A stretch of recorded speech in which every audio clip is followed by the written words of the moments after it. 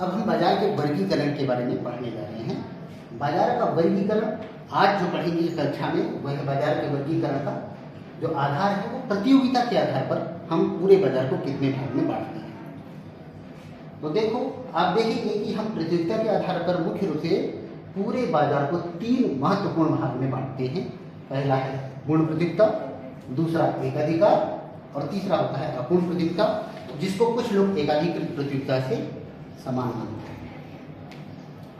तो पूर्ण प्रतियोगिता का जो कंसेप्ट है ये वास्तव में क्या बताता है, तो हम बताएंगे कि पूर्ण प्रतियोगिता में एक उद्योग होता है जो विभिन्न फर्मों के समूह के बारे में बताता है, जानकारी देता है। यहाँ पर ढेर सारी ऐसी फर्में होती हैं जो एक जैसी वस्तु, जिसको हम समरूप वस्तु कहते हैं, उसका उत्पादन किया जाता है।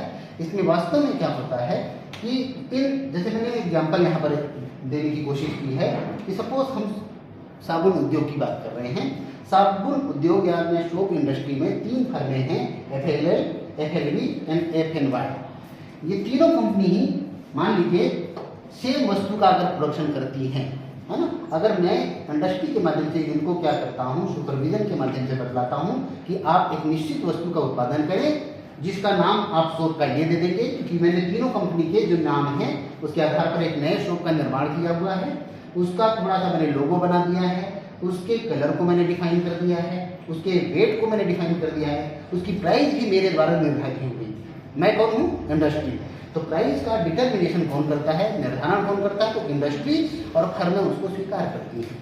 तो सभी फर्में, जो 3 फर्में मेरे पास आई थी, तीनों ने इस 100 ग्राम के साबुन का निर्माण किया और सभी ने उसको 30 रुपए में बेचा। तो इस प्रकार जब भी होमोजेनियस वस्तु का उत्पादन सभी फर्में करेंगी तो इस प्रकार फर्मों के योग को उद्योग कहा जाएगा। और ऐसा मार्केट जहां समरूप वस्तु का उत्पादन होता है उसको हम पूर्ण प्रतियोगिता कहते हैं। वास्तव में क्या होता है, इसमें अब फर्में 3 थी।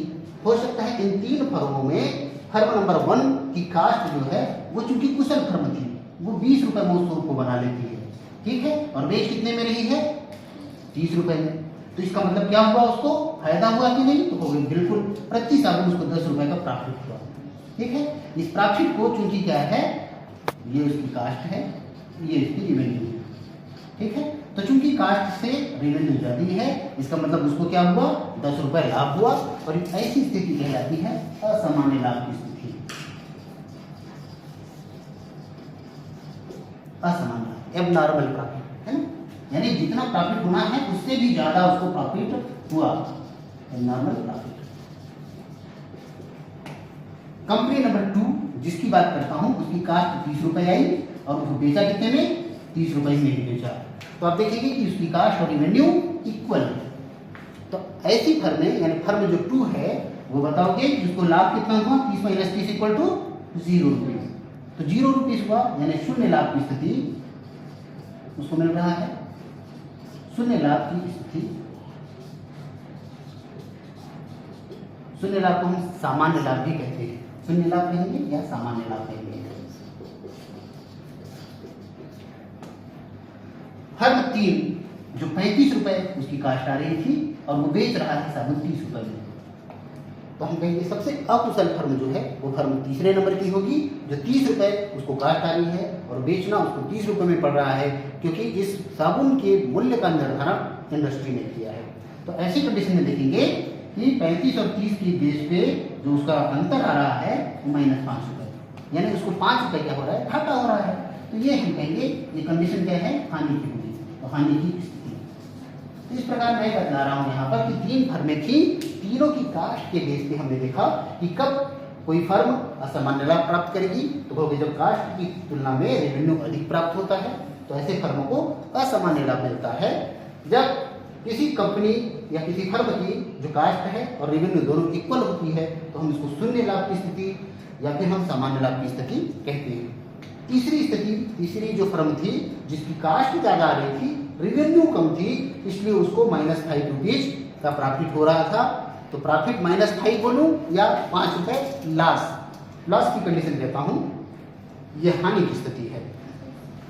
तो इस प्रकार आप देख सकते हैं कि पूर्ण प्रतियोगिता में फर्में अलग अलग जरूर थी, एक जैसी वस्तु बना रही थी, उनकी कास्ट के ऊपर डिपेंड करता है कि उसको वास्तव में असामान्य लाभ होगा, कि सामान्य लाभ होगा, कि उसको हानि प्राप्त होगा।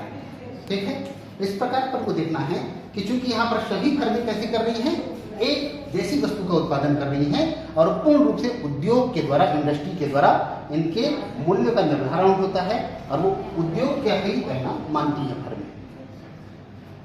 दूसरा प्रकार होता है एकाधिकार का, जिसको हम देखते हैं कि मोनोपोली कहते हैं इंग्लिश में। इंग्लिश के ये शब्द को हम दो भाग में और विभक्त करते हैं, मोनो प्लस पॉली। मोनो का मतलब होता है सिंगल, जबकि पॉली का मतलब होता है सेलर। इस प्रकार हम देखेंगे कि मोनोपोली का मतलब होता है ऐसा बाजार जिसमें सिंगल सेलर हो, एक ही व्यक्ति ऐसा हो, एक ही उत्पादक ऐसा हो जो सेल का काम करता है, बाकी पूरे लोग उसको क्या करते हैं, परचेज करते हैं। तो ऐसे में क्या होता है, क्योंकि वो पूरे मार्केट का होलसेल इंचार्ज होता है, तो अपनी वस्तु की कीमत को निर्धारित करने का पूरा काम एक अधिकारी जो उत्पादक है उसको होगा। अच्छा, यहाँ पर अपन कहेंगे कि फर्म और इंडस्ट्री कौन होंगे, तो फर्म इक्वल टू इंडस्ट्री, क्योंकि हम फर्में तो है ही नहीं कि फर्म 1 2 3 सबको मिलाएंगे तो इंडस्ट्री बनेगा। यहाँ एक ही फर्म है और वही इंडस्ट्री होता है, इसलिए आप बताएंगे कि फर्म और इंडस्ट्री में अंतर नहीं होता, इसका भेद खत्म हो जाता है कहाँ, मोनोपोली में, क्योंकि सिंगल सेलर है, यही इंडस्ट्री है, यही फर्म है ना, इसमें कोई अंतर नहीं होता है। ये अपने लाभ को मैक्सिमाइज करना चाहता है, मैक्सिमाइजेशन ऑफ प्रॉफिट। इसका टारगेट ही होता है कि मैं अपने लाभ को किस प्रकार अधिकतम करूं। तो ये दो स्थितियां हैं, एकाधिकार और पूर्ण प्रतियोगिता। वास्तविक जगत में ये दोनों ही कंडीशन नहीं पाई जाती। तो अर्थशास्त्र के जो विद्यार्थी हैं उनके साथ समस्या ये उत्पन्न होती है कि जिस बाजार को हम वास्तविक जगत में देखते हैं वो कौन सा मार्केट है, पूर्ण प्रतियोगिता कि एकाधिकार। तो हम कहेंगे ये दोनों ही बिंदु के बीच यहाँ बहुत ज्यादा सेलर्स होते हैं, यहाँ सिंगल सेलर होता है। तो ना बहुत ज्यादा सेलर होते और ना केवल सिंगल सेलर होता, बल्कि उसके बीच की स्थिति को हम कहते हैं अपूर्ण प्रतियोगिता। और ये कॉन्सेप्ट जो है श्रीमती जॉन रॉबिन्सन का है, इसने इस कॉन्सेप्ट को दिया था। इन्होंने बताया था कि वास्तव में अपूर्ण प्रतियोगिता पूर्ण प्रतियोगिता और एकाधिकार के मध्य की स्थिति है और वास्तविक जगत में पाई जाती है। और इसमें इंडस्ट्री और फर्म अलग अलग जरूर होते हैं, लेकिन जो फर्में होती हैं उनके द्वारा जिस वस्तु का उत्पादन किया जाता है वो अलग अलग वस्तुएं होती हैं, इसलिए वस्तु विभेद है ना, प्रोडक्ट डिस्क्रिमिनेशन जो है सबसे महत्वपूर्ण विशेषता होती है अपूर्ण प्रतियोगिता की। और वास्तविक जगत में भी हम देखते हैं कि जैसे हम सोप इंडस्ट्री का एग्जाम्पल समझ रहे थे पूर्ण प्रतियोगिता के अंतर्गत, यहाँ पर उसको थोड़ा सा और अपन डिफरेंस करके देखते हैं कि इस सोप इंडस्ट्री में तीन यही कंपनी थी, लेकिन तीनों कंपनी अलग अलग साबुन का निर्धारण कर रही है। और क्योंकि हर फर्म स्वयं के लिए एक इंडस्ट्री है, क्योंकि उसको अपनी कीमत का निर्धारण स्वयं करना पड़ता है। तो जो लक्ष्य फर्म वाले हैं वो 30 रुपए में अपनी वस्तु का उत्पादन कर रहे हैं और उसको 30 रुपए में मान लीजिए वो बेचना चाह रहे हैं। वीवो साबुन, वो भी साबुन इंडस्ट्री का पार्ट है, लेकिन ये लक्ष्य से अलग है और ये 35 रुपए में अपनी वस्तु को सेल कर रहा है। तीसरी जो कंपनी थी, फर्म थी, वो मार्गो साबुन का प्रोडक्शन कर रहा है, उसने अपनी वस्तु की कीमत 40 रुपए रखी है। तो चूंकि वस्तु विभेद है, इसलिए यहाँ पर कीमत में भी आपने अंतर पाया था। तो वास्तविक जगत में इसी प्रकार अलग अलग वस्तुएं होती हैं जिनको हम वस्तु विभेद के रूप से एक्चुअल लाइफ में पाते हैं। तो वास्तविक जगत में अपूर्ण प्रतियोगिता जो जॉन रॉबिन्सन का कॉन्सेप्ट है वो ज़्यादा प्रचलित है, लेकिन इसमें कुछ दोष होने के कारण है ना, उन्होंने क्या किया, इसके नाम को बदला चैम्बरलिन ने। उन्होंने एकाधिकृत प्रतियोगिता, प्रोफेसर चैम्बरलिन,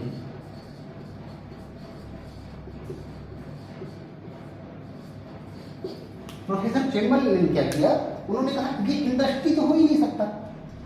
क्या कहा, क्योंकि फर्में ठीक है, लेकिन सभी फर्मों को जोड़ के जिस साबुन की बात करेंगे तो ये सभी वस्तु अलग अलग है, इसको हम ग्रुप कहेंगे। समूह की संकल्पना, समूह का विचार जो है वो किसने दिया, भौतिक की समूह का विचार चैम्बरलिन ने बताया था। और उन्होंने बताया कि चूंकि वस्तु अलग अलग, फर्में जरूर सोप का उत्पादन कर रही हैं लेकिन अलग अलग थी, तो जब अलग अलग वस्तु का उत्पादन हो रहा है तो इनके योग को इंडस्ट्री हम कैसे कह सकते हैं, इंडस्ट्री का मतलब होता है समरूप वस्तु का उत्पादन, जबकि ग्रुप का मतलब होता है ऐसी फर्में जो अलग अलग वस्तु का उत्पादन कर रही हैं, उनके योग को यदि देखा जाए तो वो ग्रुप हो जाएगा। तो the concept of group given by professor Chamberlain. इस प्रकार वास्तविक जगत में आप देखते हैं कि ये अपूर्ण प्रतियोगिता या उसका जो दूसरा नाम है एकाधिकृत प्रतियोगिता, जिसको हम मोनोपोलिस्टिक कॉम्पिटिशन कहते हैं, ये पाई जाती है, न कि पूर्ण प्रतियोगिता और एकाधिकार। तो इस प्रकार आज मेरे को लगता है कि अच्छा से आप समझ पाए होंगे कि वास्तविक जगत में हम जिस प्रतियोगिता को देखते हैं वो अपूर्ण प्रतियोगिता है या एकाधिकृत प्रतियोगिता। ठीक है, थैंक यू।